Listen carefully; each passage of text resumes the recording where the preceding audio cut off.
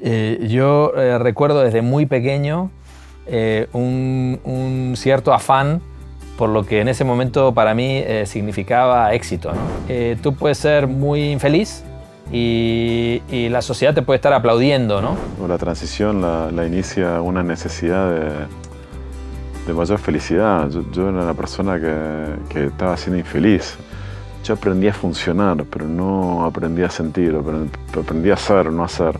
Es una muy linda oportunidad, digamos, ¿no? Y tiene mucho que ver con la autenticidad, digamos, ¿no? O sea, al final es la oportunidad de ser uno el que está en el asiento del conductor de la propia vida y no los automatismos, las heridas, los traumas o ciertos deseos que a veces ni siquiera sabemos que son propios. Bienvenidos al primer episodio de Second Half. Soy Horacio Hurtado y junto a Miguel Gauland, mi socio en Walk y compañero de ruta desde hace más de una década, hoy damos el primer paso de este nuevo proyecto que nos ilusiona muchísimo. Second Half nace de una conversación que tuvimos hace un par de años que sin darnos cuenta se fue colando en todo. En nuestro diálogo con amigos, con clientes y sobre todo con nosotros mismos. Hablamos de ese momento en torno a los 40, 50 años en que muchos, después de construir una carrera, una familia, una identidad profesional, empezamos a hacernos preguntas más profundas. ¿Qué me mueve de verdad? ¿Por qué sigo haciendo esto? ¿Es esto éxito o es solo inercia?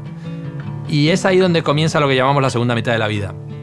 Una etapa que puede ser incierta, desafiante, incluso dolorosa, pero también luminosa, auténtica, con nuevas oportunidades y profundamente transformadora.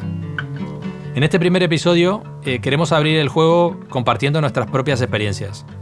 Nuestra ilusión, nuestras ambiciones, nuestras contradicciones, nuestros miedos y cómo estamos viviendo, cada uno a su manera, ese tránsito hacia un nuevo tipo de éxito.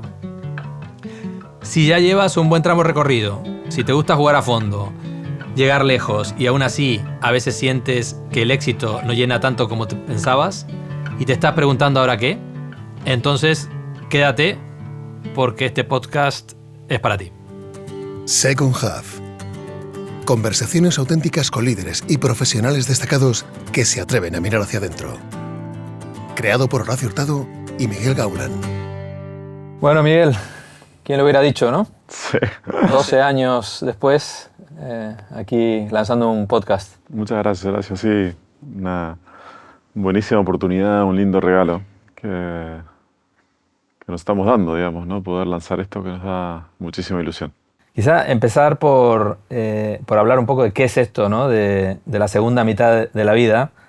Quizá en un titular yo diría que es la oportunidad de transformación que se abre cuando uno empieza a desafiar premisas establecidas, ciertas inercias, ciertas expectativas externas que han marcado toda la primera mitad de tu vida y las empieza, diría, a desafiar en búsqueda de una mayor autenticidad y una mayor conexión con algo interno, ¿no? Con tu propósito, con lo que realmente te llena, ¿no? Totalmente. Y digamos, empezando por la primera mitad, al final la primera mitad está muy, muy marcada y muy determinada por nuestra infancia, por nuestros padres, ¿no? O sea, a veces no somos conscientes hasta qué punto lo que somos hoy, nuestra personalidad, por qué nos enojamos, por qué respondemos como respondemos, por qué actuamos como actuamos, está influido y hasta determinado por esa crianza, ¿no? Totalmente. Y bueno, pues esa crianza y esa primera mitad de la vida está muy marcada por una inercia muy orientada a construir los cimientos de nuestra vida, ¿no? Total.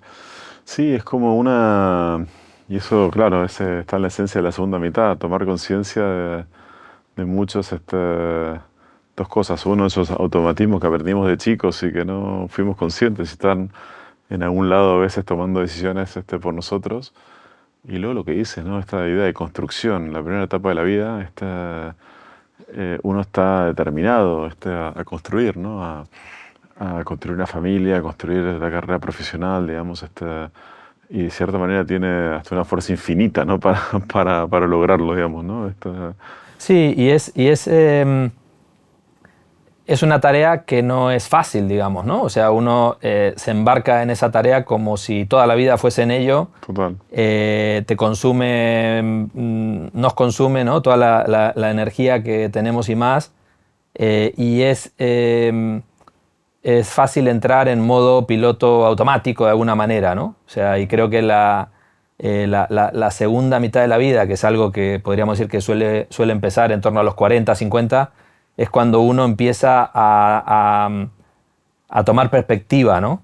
Empieza a tomar perspectiva. Bueno, lo primero te das cuenta o empiezas a ver que la vida no es eterna, digamos, la vida por lo menos en esta tierra, y de la finitud de la vida. Total. Y empiezas a mirar para atrás, que es algo que en la primera mitad de la vida no haces, ¿no? La primera mitad de la vida siempre mirando para adelante. Totalmente. Y aquí empiezas a mirar en las dos direcciones, ¿no? Y mirando para atrás empiezas a ver patrones, empiezas a ver altos y bajos. Total. Empiezas a preguntarte, oye, ¿por qué actúo de esta manera? Empiezas a mirar con perspectiva a veces a tus propios padres, a tu propia infancia.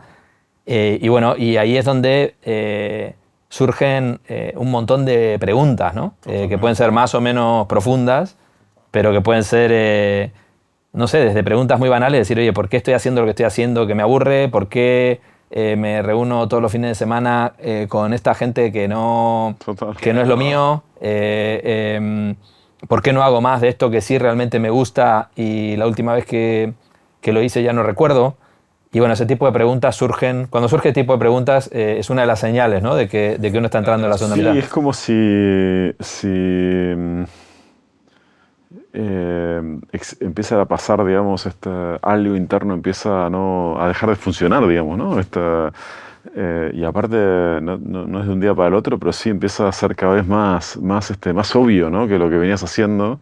Y uno dice, pues si lo que venías haciendo, si la gente con la que venía reuniendo, si el trabajo que venía haciendo, si mi enfoque de la vida estaba funcionando muy bien, digamos, ¿no? ¿Qué está pasando, no? Y es como que cada vez ese ruido interno, si uno le da espacio, se vuelve cada vez más fuerte, digamos, ¿no? En otras palabras, lo que te trajo hasta aquí quizá no es lo que te va a llevar en la segunda etapa hacia donde quieres ir, digamos, ¿no? Y es un momento esa transición muy confuso, digamos, y a la vez yo creo que muy necesario, donde todos esos revisionismos de, oye, ¿por qué tomo estas decisiones? ¿Por qué me junto con esta gente? ¿Por qué he vivido con estas, digamos, he tomado estas decisiones, etcétera, etcétera? ¿De dónde viene la infancia? Son preguntas muy válidas a nivel detective para tratar de entenderte un poquito, ¿no? En esta segunda parte, ¿no? Sí, yo creo que es un privilegio, ¿no? Es una muy linda oportunidad, digamos, ¿no? Y tiene mucho que ver con la autenticidad, digamos, ¿no? O sea, al final es la oportunidad de ser uno el que está en el asiento del conductor de la propia vida, y no los automatismos, las heridas, los traumas o ciertos deseos que a veces ni siquiera sabemos que son propios, digamos, ¿no? Y yo creo que la segunda parte de la vida, esto lo hemos conversado muchas veces, te permite en el descubrir quién eres, digamos, realmente destapar muchas de las cosas que están adentro nuestro, que quizá no tuvieron espacio en la primera parte de la vida, pero tocan la puerta de manera más fuerte, digamos, y necesitan aflorar, digamos, ¿no? Total. Y eso es lo que pone este proceso muy, muy interesante, no sin desafíos, como vamos seguramente a explorar también cuando hablemos de la transición, digamos, ¿no? Sí, ese paso, digamos, esa transición, a veces da cierto vértigo, ¿no? Porque realmente la primera mitad de la vida, como decimos, tiene mucha intensidad, muchos desafíos, nadie dice que sea fácil. Pero tampoco hay tanto que pensar, ¿no? Cuando uno está en modo construcción, uno tiene una agenda muy marcada, ¿no? Y tú te levantas por la mañana y tienes muy claro de qué va el día, y el día no alcanza para hacer todo lo que tienes que hacer, y así al día siguiente, y el fin de semana, y la semana que viene, ¿no? Y cuando te haces te empiezas a hacer este tipo de preguntas, no hay un mapa tan claro, ¿no? O sea, son preguntas que no tienen una respuesta obvia. No. Las fórmulas que habías usado no aplican. Total. Y bueno, te encuentras frente a un papel en blanco con lo cual la tentación es muy grande de volver a correr y meterte en la rueda, ¿no? Totalmente, sí. Y de nuevo, el papel en blanco es una oportunidad y una fuente de miedo absoluto, digamos, ¿no? Perdés el control. Esa es una de las razones en esa transición que pasa, digamos, ¿no? Al final te enfrentás a ciertas preguntas que no tienen respuestas, siempre hablamos, ¿no? Preguntas que tienes que sostener. ¿Cómo sostienes la pregunta, digamos, para seguir tu proceso? Pero la hoja muchas veces sigue en blanco, digamos, ¿no? Y la primera etapa de la vida no es necesariamente así. Uno piensa que tiene muchos miedos y tal, pero tiene un sentido de dirección bastante claro. Y eso por momentos ayuda. Es verdad que no viene sin precio, digamos, ¿no? O sea, cuanto más claridad, cuanto más determinación, seguramente es porque no te estás haciendo todas las preguntas, ¿no? Que es un poquito lo que pasa en la segunda parte de la vida, ¿no? Total. El otro, o el ángulo específico también que nos interesa explorar aquí es el de los high achievers, ¿no? La gente que hemos puesto, diría, mucho foco de nuestra energía, de nuestra actividad, en la búsqueda del éxito profesional. Totalmente. Creo que con independencia del grado de resultado que hayas conseguido, esas personas que ponemos un foco tan grande en esa dimensión, bueno, creo que hay un paso o una transición más pronunciada, Sí. Cuando te planteas cierto tipo de preguntas, ¿no? Porque esa inercia de la que hablábamos, ese piloto automático, es aún más potente si cabe, ¿no? Y uno está metido en una rueda con mucha recompensa, Sí. social, del entorno, ¿no? Donde, oye, más, qué bueno, ¿no? Subiste un puesto, ganaste más, compraste no sé qué, y que no tiene nada de malo per se, pero digamos que al final en un momento te das cuenta que eso no te llena, o no te llena suficientemente y que no es suficiente, ¿no? Y que el duplicar la apuesta y aumentar el tamaño del logro te va a llevar al mismo tipo de satisfacción, no a un tipo de satisfacción mayor. Entonces, bueno, ahí la situación o el cambio, la transición puede ser más abrupta y bueno, nosotros, sobre todo en el mundo corporativo que trabajamos mucho, vemos verdaderamente situaciones complejas, Sí. de gente que han sido CEOs, que han sido absolutamente exitosos, que han vivido muy metidos en esa rueda, con grandes puestos por el mundo, y que de repente se encuentran abruptamente, además, por una decisión que no les compete, fuera de juego, y realmente no saben qué hacer con su vida. En definitiva, Miguel, la idea de Second Half, ¿no? Va a ser hablar con gente de este perfil, ¿no? Con high achievers de todas las procedencias, gente del mundo corporativo, emprendedores, artistas, políticos, deportistas, de eso, ¿no? De aflorar a la persona real, más allá de su currículum y sus logros, y compartir las preguntas, ¿no? Las preguntas que se hacen, y bueno, los dilemas y también las oportunidades que surgen al hacerse estas preguntas. Totalmente. Sí, y de nuevo, ya no por entrar, digamos, al para qué hacemos este proyecto, pero son esas preguntas las que muchas veces en este mundo no le damos este lugar que merecen, ¿no? Y que necesitan. Y ojalá que mientras nosotros nos hacemos estas preguntas, digamos, podamos ayudar a nuestros oyentes a que se las hagan también, digamos, ¿no? Y con eso ir aprendiendo con la gente que entrevistemos, con los oyentes y tal, ir aprendiendo cómo seguir investigando, cómo seguir este camino de descubrimiento, digamos, hacia una plenitud en la segunda parte de la vida, ¿no?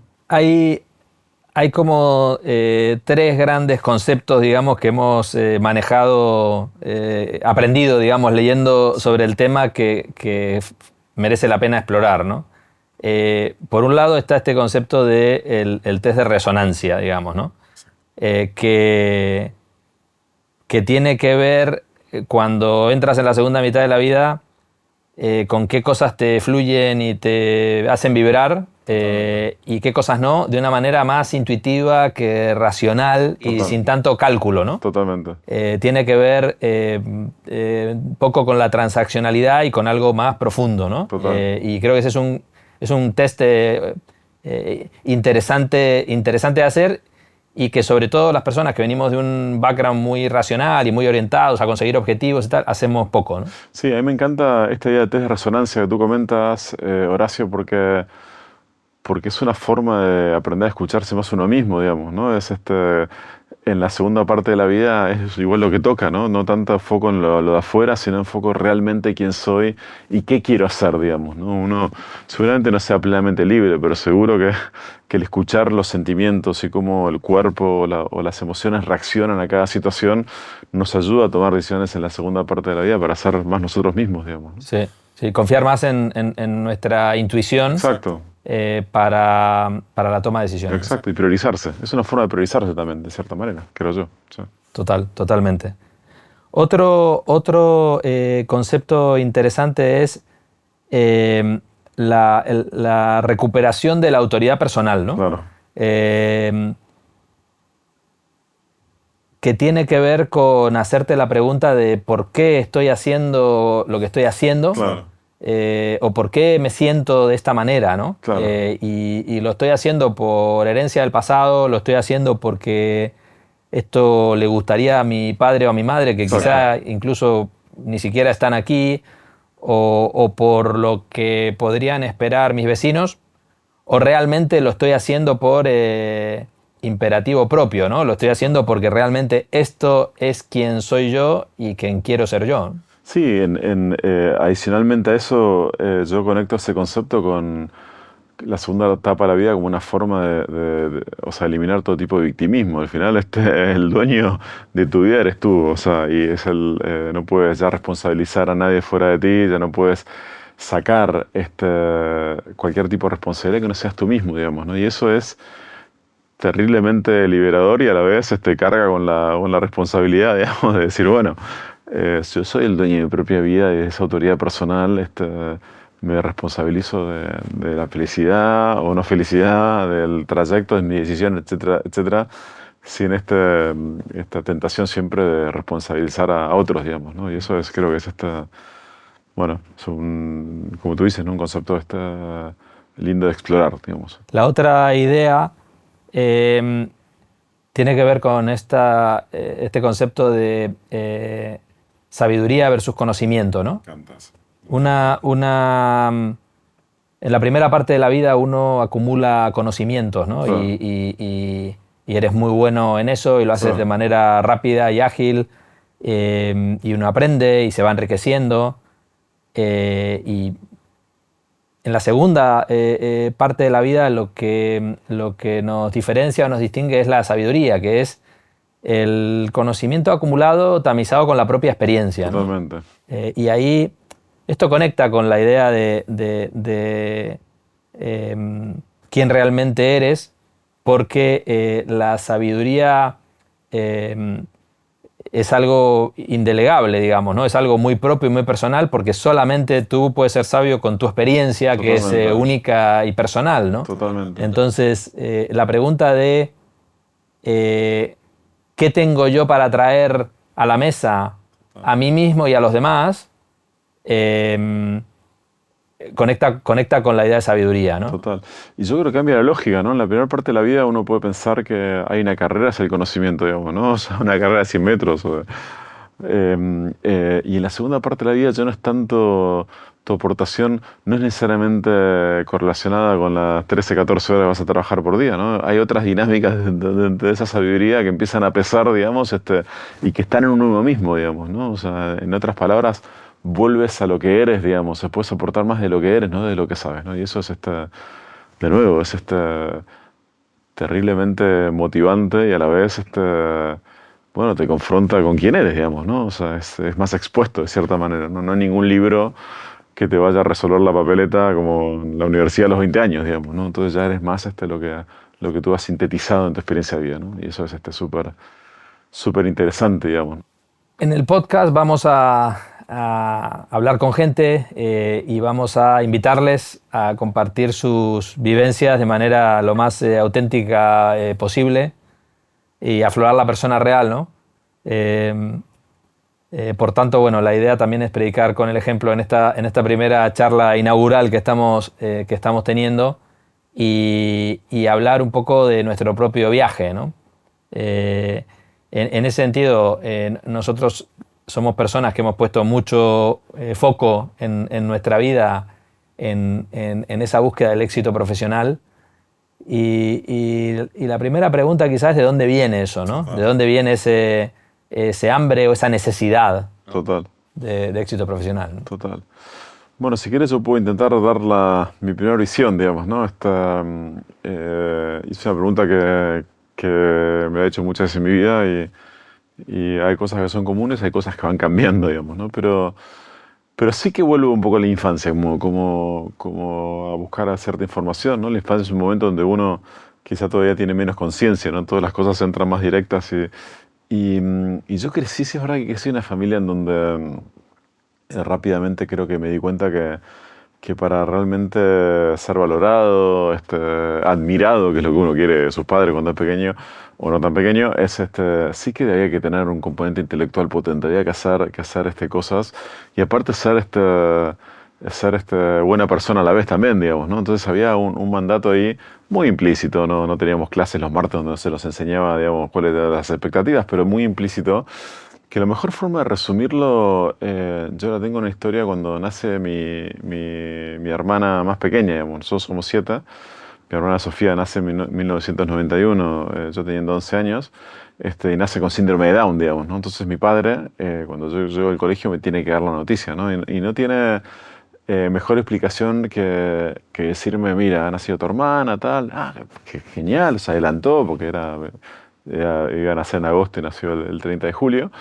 Y me dice, bueno, lo que pasa es que tiene, la noticia buena es que nació, la no tan buena es que tiene síndrome de Down, digamos, ¿no? Entonces, yo 11 años no tenía mucha idea de qué era, pero me daba cuenta que no tenía buena, no parecía a priori una buena noticia, aunque luego lo fue con diferencia, digamos, ¿no? Esa Sofía ha resucitado a mi familia, le ha traído un componente de amor absolutamente necesario para nuestra plenitud, pero en ese momento era toda incertidumbre, ¿no? Entonces, pero yendo al cuento, mi padre a la hora de explicármelo me lo dice, mira, vas a ser una persona que no la vas a tener que querer bien porque juega bien al rugby o porque es inteligente o porque tal, sino por lo que es, digamos, ¿no? Entonces, claro, yo tomé nota y dije, qué bien, o sea, qué bueno esto.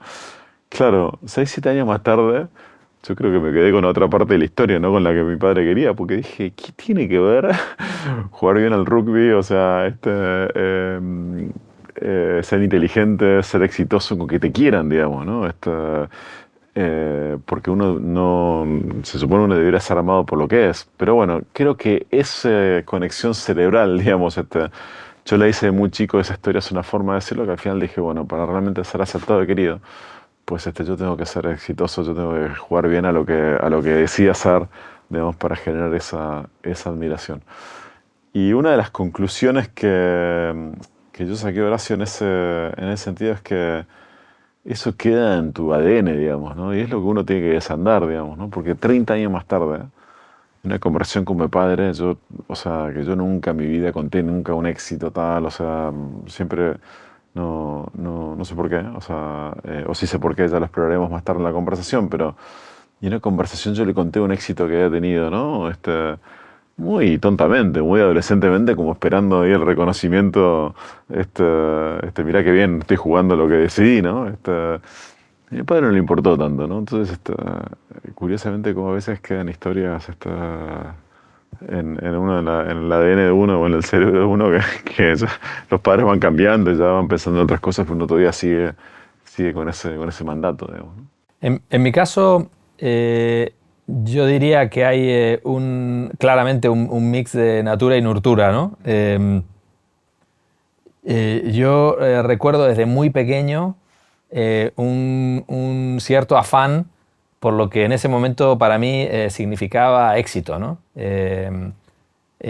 Que es difícil ser concluyentes, pero yo creo que había algo en mi ADN que hacía que eso me atrajera. Sin duda también alimentado y alentado por mi entorno, ¿no? Fundamentalmente mi madre y también mi familia, ¿no? Entonces, bueno, yo me fui dando cuenta que en la medida que conseguía ciertos logros desde pequeño, recibía el aplauso familiar y eso era un alimento y quería más, ¿no?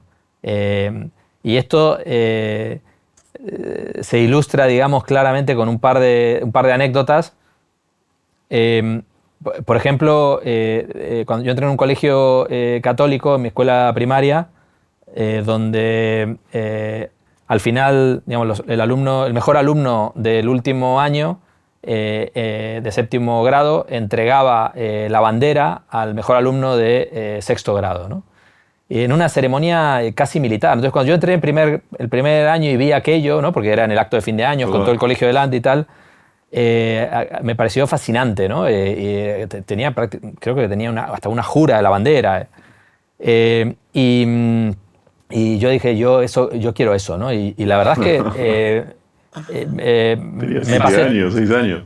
6 años, sí. Y yo me pasé toda mi escuela primaria con ese objetivo, ¿no? Claro.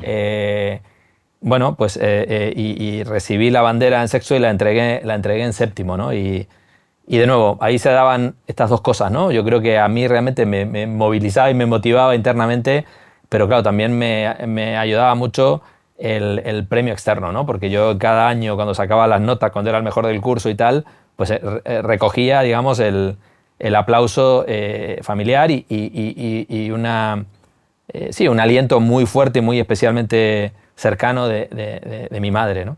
¿Y cuál es el rol que jugaba tu padre? Mi padre jugaba un rol distinto, ¿no? Yo creo que eso marca también quién soy yo y cierta dicotomía interna que tengo con respecto al éxito, ¿no? Mi padre, lejos de renegar de todo eso, pero yo me daba cuenta que tampoco le daba tanto peso y tanta importancia. Yo me acuerdo calcado un momento, un día cualquiera, pero me acuerdo mi padre me iba a recoger al colegio y había tenido un examen de no sé qué materia y había sacado un 8, ¿no? Con lo cual un 8 sobre 10 para mí era una mala nota de cara a mis objetivos de la bandera, ¿no? Porque no podía cerrarle mucho del 10, medio sostenido para tener el mejor promedio, ¿no? Y me acuerdo, se lo conté a mi padre y mi padre me dijo, qué bien, me alentó, ¿no?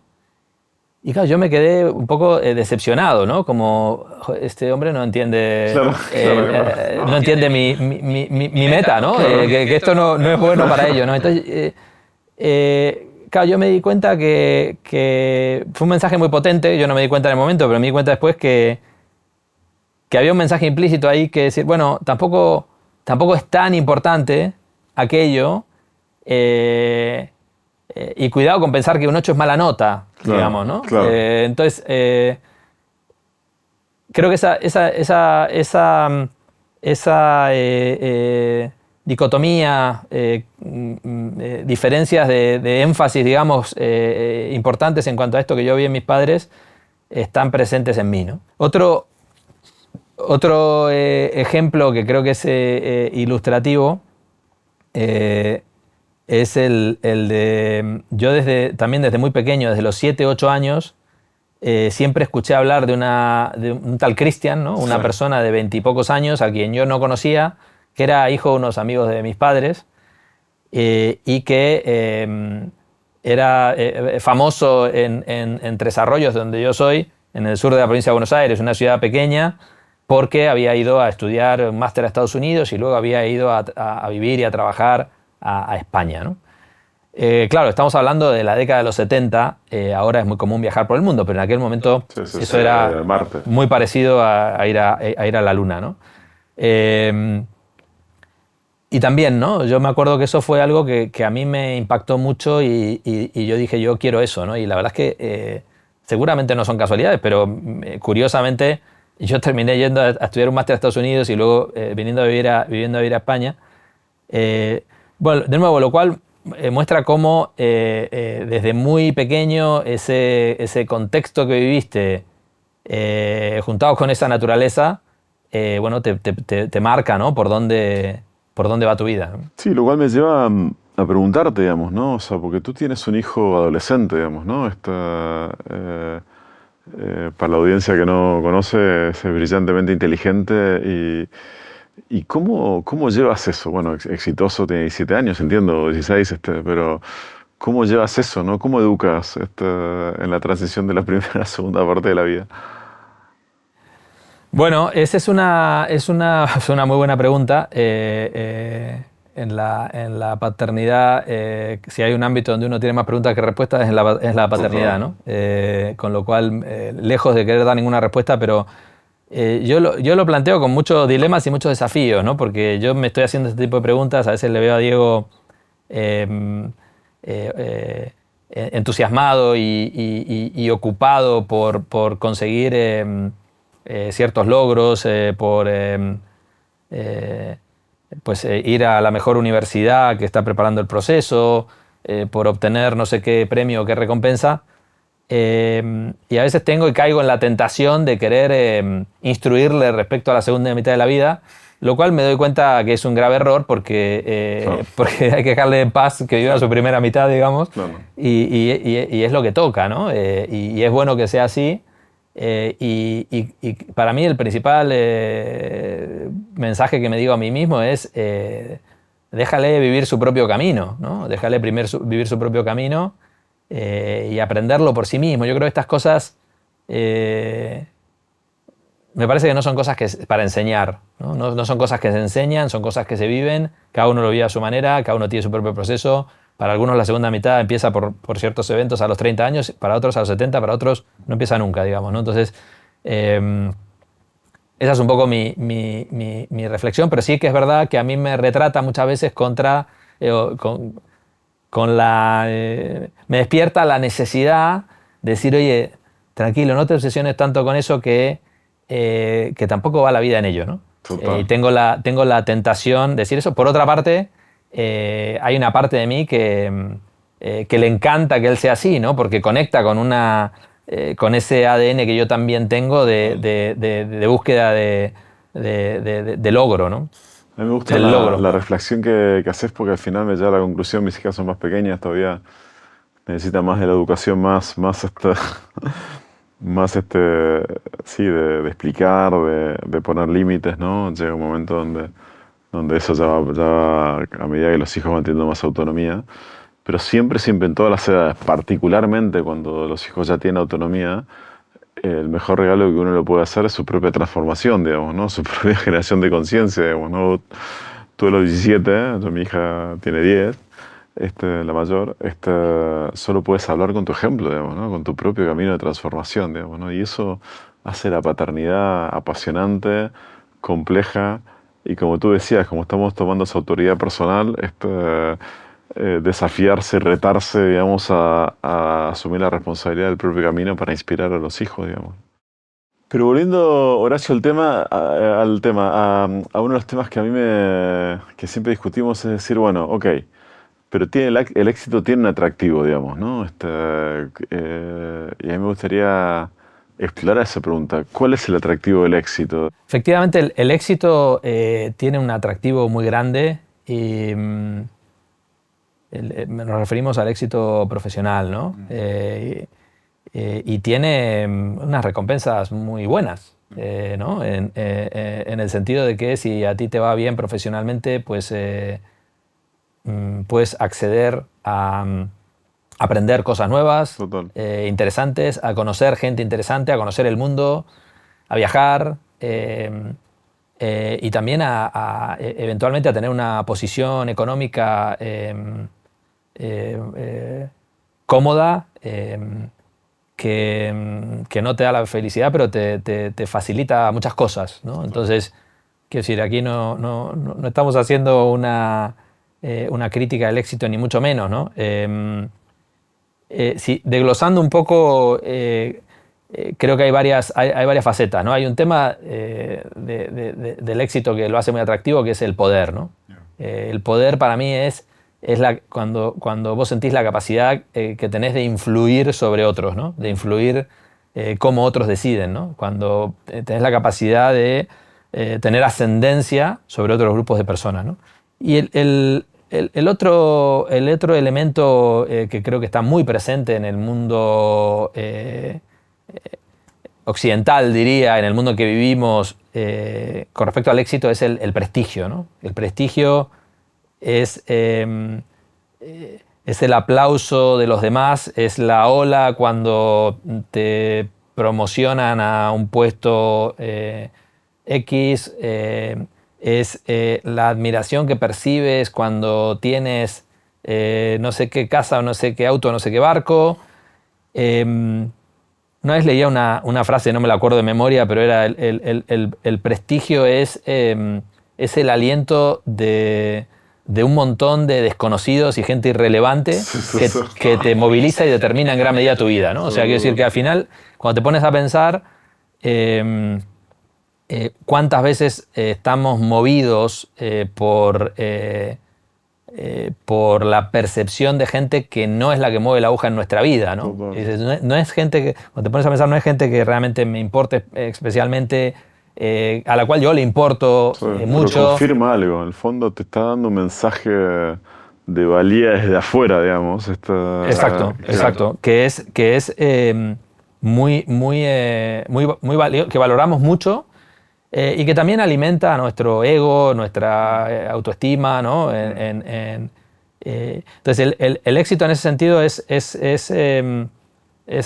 puede ser muy jodido porque tú puedes ser muy infeliz y la sociedad te puede estar aplaudiendo, ¿no? Porque está mirando otro tipo de parámetros que no pasan por lo que realmente te llena, ¿no? Y ahí te diría, mi propio camino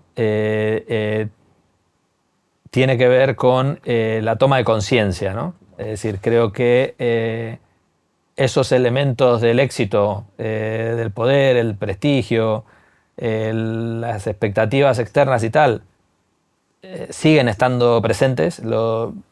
Creo que pensar que los voy a eliminar totalmente de mi vida lo veo difícil a corto plazo. Creo que es algo que está ahí muy presente en algo innato. Creo que la principal diferencia es la toma de conciencia respecto de que están ahí. Y a partir de esa toma de conciencia, el darles deliberadamente el lugar que merecen y quitarles del asiento de conductor cuando me doy cuenta que lo han usurpado, ¿no? Muchas veces te das cuenta, dices, ¿por qué estoy haciendo esto? Y te das cuenta que es una cuestión de ego, es una cuestión de intentar contentar a alguien. Y eso es que el ego ha tomado el asiento de conductor, ¿no? Y dices, oye, pues intentar mandarlo al acompañante o si es posible atrás. Total. Pero yo sí que he valorado mucho de la parte que me ha hecho bien de haber buscado este éxito, haberlo experimentado por momentos, de decir qué lindo que es aprender, como tú decías, digamos, ¿no? Qué bueno es exponerse a gente muy inteligente y estar dándole vueltas a las cosas y salir de la zona de confort y volverte, que tienes expertise y que puedes ayudar y que estás en salas de reuniones en donde la gente te lleva a tu punto, en inglés se llamaría edge, digamos, ¿no? a tu lugar en donde, a tu frontera, digamos. Y eso es espectacular. Yo he disfrutado, me da cierto orgullo decir cómo he aprendido, ¿no? O sea, miro 15 años para atrás o 20, digo, qué bueno, digamos, ¿no? O sea, en esta idea de camino hacia la sabiduría, bueno, en mi caja de herramientas hay cosas que nos hemos expuesto, yo me he expuesto, digamos, a ir experimentando y aprender, y eso me fascina, digamos. Sí, ahí estás un poco conectando con tu propia transición a tu segunda mitad, que es que, bueno, la estamos viviendo mientras hablamos, ¿no? Y creo que estás en ello, ¿no? O sea, puedes elaborar un poco en qué qué es lo que está pasando por Sí. tu cabeza en estos momentos. Sí. Mira, a mí la segunda etapa de la vida o la transición la inicia una necesidad de mayor felicidad. Yo era una persona que estaba siendo infeliz, o sea, o por momentos tenía picos de mucha infelicidad, digamos, ¿no? Llegaba todos los diciembres, que es el momento donde son las vacaciones así más de invierno, donde podía ir a Argentina, o los agostos, absolutamente triste, digamos, ¿no? Y eso era un indicador. Lo que pasa es que luego a las 2 semanas volvía a meterme en la rueda, me volvía a adormecer, pero yo sabía que eso estaba, digamos, ¿no? Yo creo que la muerte de mi padre aceleró también parte de ese proceso de decir, bueno, o sea, al final la conexión con la muerte, digamos, ¿no? Que lo hemos hablado poco, pero al final la finitud de la vida también levanta ciertas preguntas, digamos, ¿no? Entonces, estoy en ese debate de decir, oye, o sea, ¿qué significa, digamos, funcionar versus sentir, ¿no? Empiezo a ver empiezo a darme cuenta que soy una persona que, si bien tengo cierta sensibilidad y puedo tocar las emociones, yo aprendí a funcionar, pero no aprendí a sentir, aprendí a hacer, no a hacer. Al final, es el proceso donde estoy ahora, en donde estoy sintiendo una cantidad de emociones y de sensaciones que no tenía antes porque estaba muy preocupado y muy ocupado haciendo, digamos, ¿no? Y las tengo que integrar, digamos, ¿no? Siento que esto a veces se asemeja a tirarte de una orilla del río hacia la otra, digamos, ¿no? Entonces yo me tiré con muchísima ilusión porque en la orilla A, donde estaba, la estaba pasando pésimo, entonces me tiré al río, aparte no parecía tan lejos la orilla B, dije, no, no puede ser tan difícil. El cambio de chip pasa porque a esto no se llega, ¿no? O sea, creo que tendemos a buscar la solución, ¿no? A la solución que te va a dejar tranquilo, consigue ese resultado y ya está, ¿no? Sí. Eso creo que sospecho que es contradictorio con la esencia básica de la vida, ¿no? O sea, la vida es work in progress, sí. Y es... entonces, no sé, lo pregunto con mucho respeto, pero digo, yo no sé si es amigarse con traspasar el río, sí. Y quizás encontrar cómo eso se vive de otra manera, donde las preguntas, bueno, sí que empiezan a tener ciertas respuestas, pero también las preguntas son parte de la respuesta, ¿no? Sí, no, totalmente de acuerdo. Supongo que nacen nuevas preguntas.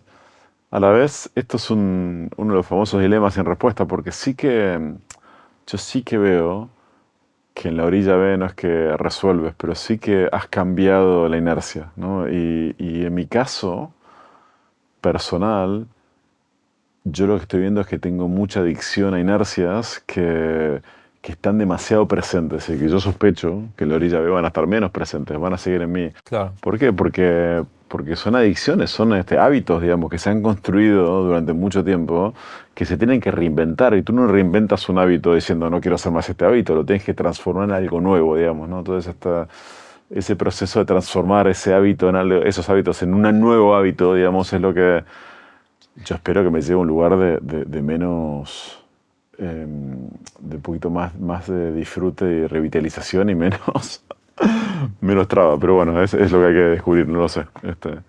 Sí, estás sacando un punto muy bueno que es esta idea de adicción, ¿no? Yo creo que es muy propio de los high achievers el tener cierto grado de adicción a ciertas cosas que te funcionan, que te traen ese mecanismo de dopamina y de recompensa externa, interna, y que al final uno lo interioriza, te haces bueno en ello y te invita a vivir más en esa rueda, en ese piloto automático. Sí. Y bueno, creo que reconocer que tienes has adquirido esa cierta adicción es un paso que no es fácil, pero es fundamental, ¿no? Total. Y si no lo reconoces, la adicción está en el asiento del conductor, digamos, ¿no? Y la adicción tiene un rol, que es el dejar de sentir, digamos, ¿no? Anestesia. Anestesia. Y seguramente en la primera parte de la vida uno necesita un poquito ir anestesiado porque necesita la energía para construir y se está construyendo. Pero esa anestesia o esa necesidad de ir para hacia adentro y poder manifestar en la vida lo que uno es y las emociones que uno va sintiendo y poder ordenarlas, en la segunda parte de la vida se hace cada vez más fuerte. Se puede anestesiar, creo, pero el costo es mucho más grande. Es como por una olla de presión, tú la puedes mantener, tienes el riesgo que explote, ¿eh? Cuánta gente, incluso uno mismo, pero cuánta gente en esa búsqueda de anestesiarse ha perdido familia, se ha enfermado, ha entrado en depresiones, digamos. Bueno, o sea, cuando el alma quiere salir, tú la puedes mantener la olla de presión, pero siempre tienes el riesgo de que explote. Entonces, yo tengo la hipótesis, y es una hipótesis, que no se pasa de un lugar para el otro sin dolor, sin confusión, sin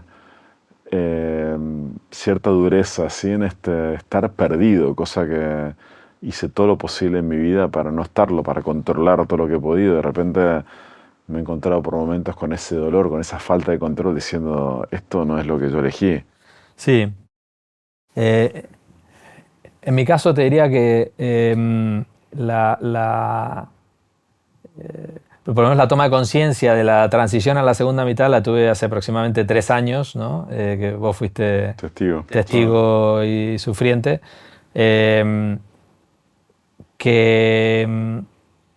Yo la verdad es que mi primera sensación, bueno, tuve una sensación de cierta insatisfacción, de cierta frustración, no sabía por qué, y mi primera reacción fue que me parecía que no estaba consiguiendo en mi trabajo lo que quería, ¿no? Y que lo que habíamos hecho en Wok, que realmente es algo increíble en el sentido de montar de cero una consultora en un mercado maduro y que tiene muchísimas cosas de las cuales estar muy contento. Sin embargo, yo en ese momento pensé que faltaba algo, ¿no? Digo, esto... y pensé que tenía que ver con el crecimiento de Wok, que tenía que ver con hacer algo más grande, más a escala. En definitiva, pensé o sea, un poco como me di a mí mismo el mensaje, este éxito no es suficiente, esto no es éxito de verdad, ¿no? O sea, el éxito de verdad es más grande, ¿no? Y bueno, vos sabés que empecé a provocar una reflexión de cómo podemos crecer de otra manera, cómo podemos escalar esto, etcétera, etcétera. Y luego lo que por suerte me di cuenta de manera más o menos rápida en el proceso fue que no iba por ahí, ¿no? No iba por ahí porque pues un día me di cuenta, cuando vi con claridad, ¿no? Que cuando consigamos que Wok sea 10 veces más grande, que posiblemente lo consigamos, voy a estar exactamente igual de satisfecho que ahora, ¿no? Y un día lo vi claro, voy a estar exactamente igual de satisfecho porque mi insatisfacción pasa por otro lado, ¿no? Claro. Y eso tiene que ver con lo que vos decías es muy fácil dar respuesta a tu insatisfacción con fórmulas conocidas, ¿no? Tiras de la caja de herramientas, dices, vale, aquí cojo esta llave, pero es muy difícil aceptar que no tienes la caja de herramientas para dar respuesta a esa pregunta. Y decir, sé que esta caja no me sirve, pero no tengo otra caja. Entonces la tentación es, voy a hacer como sea, voy a forzar para que este destornillador me ayude a sacar la tuerca.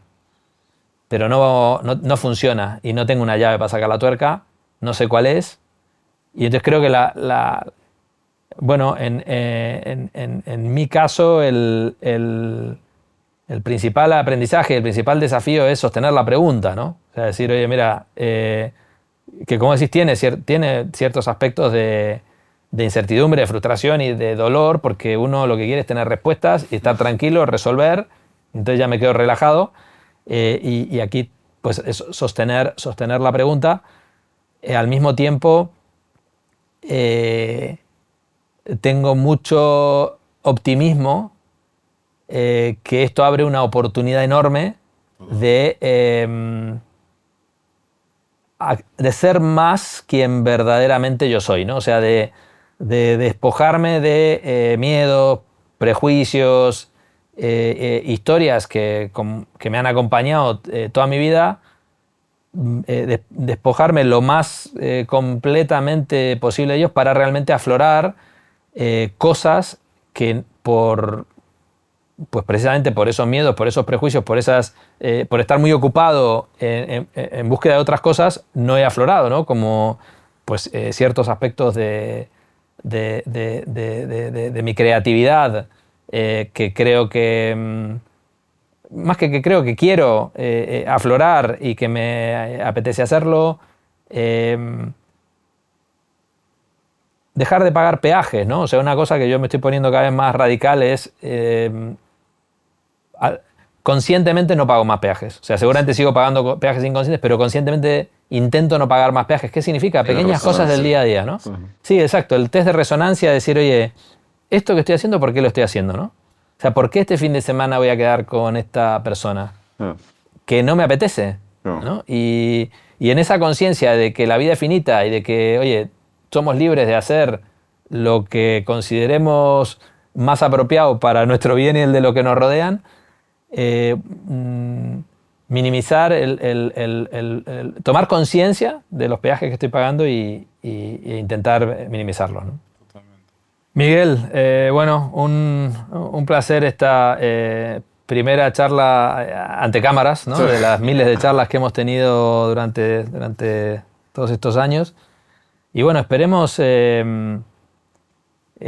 traer a la mesa este tipo de reflexión y traer las preguntas, ¿no? Ni mucho menos aspiramos a traer respuestas, pero sí traer y sostener las preguntas en conversaciones que tengamos con gente muy interesante con la que vamos a hablar en el podcast. Absolutamente, Horacio. Y no puedo dejar de preguntarte, digamos, ¿qué te has llevado a esta conversación tú, digamos, ¿no? En tu propio proceso?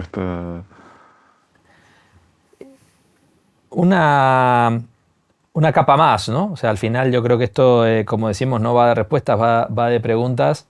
Creo que el abrir el espacio para este tipo de reflexión es un lujo y un privilegio.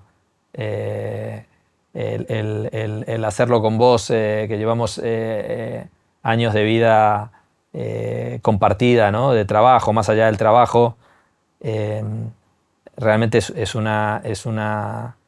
creo que es una suerte,